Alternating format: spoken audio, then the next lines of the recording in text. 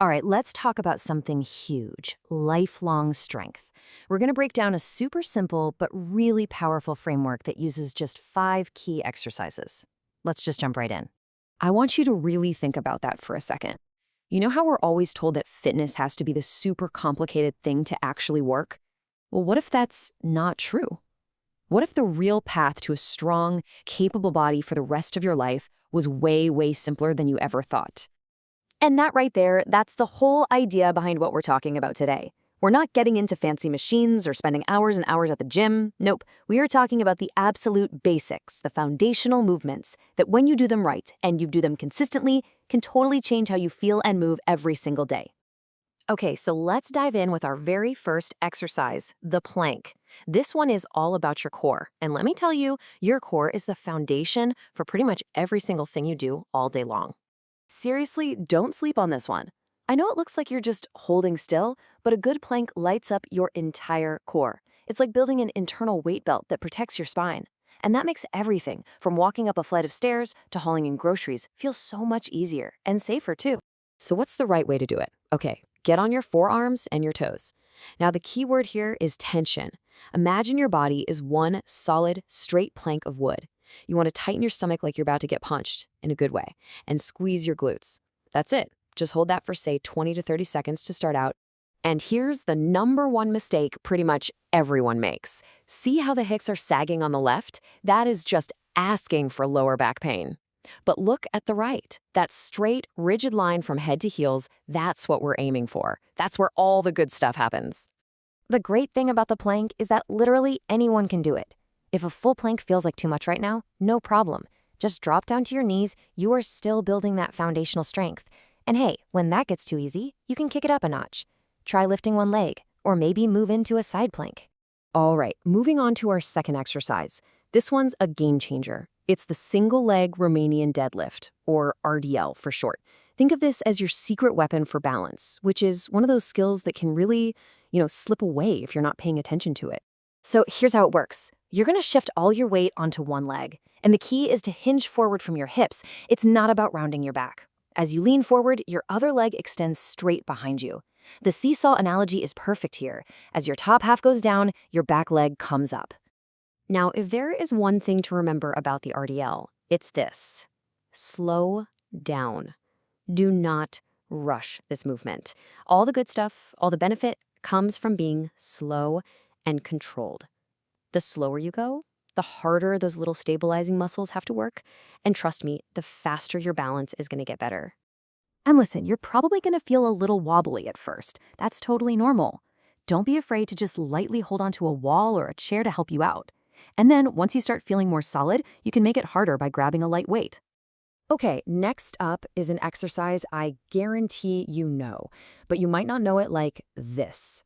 We're talking about the good old push-up. And when you do it right, it is hands down one of the best upper body exercises on the planet, period. So you start in that high plank position we talked about. Now, as you lower your body, the most important thing is your elbows. You don't want them flaring way out. Instead, think of creating an arrowhead shape with your head and arms. Your elbows should be at about a 45-degree angle. Then push the floor away from you with some power. And this right here shows you exactly what I mean. See that flared out elbow position? That's just a recipe for sore shoulders. But tucking them into that 45-degree angle, that keeps your shoulders safe and really forces your chest and triceps to do the work. It makes the exercise way more effective. And hey, what if you can't do a full push-up from the floor yet? No worries at all. Just find a table or a kitchen counter and do them on an incline. The higher up your hands are, the easier it's going to be. And for those of you looking for more of a challenge, try a narrow grip push-up or just slow the whole thing way down. All right, for our last section, we've got a really cool pairing. 2 movements that work together perfectly. First, we're going to build some serious endurance and mental toughness with a static hold. Then, we're going to flip the switch and work on explosive power with a dynamic swing. So first, we have the horse stance. It's pretty much what it sounds like. You get into a wide squat and you just hold it.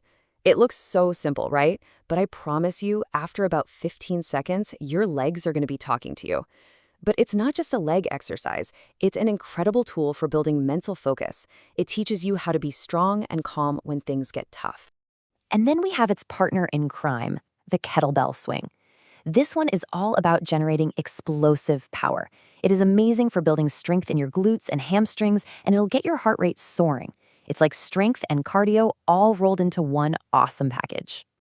Okay, let's be super clear about the swing, because this is the most important part. This is not an arm exercise. Your arms are just hooks. They're just along for the ride. All of the power, 100% of it, comes from a sharp, explosive snap of your hips. You're hinging forward and then popping your hips through. It's a hinge, not a squat.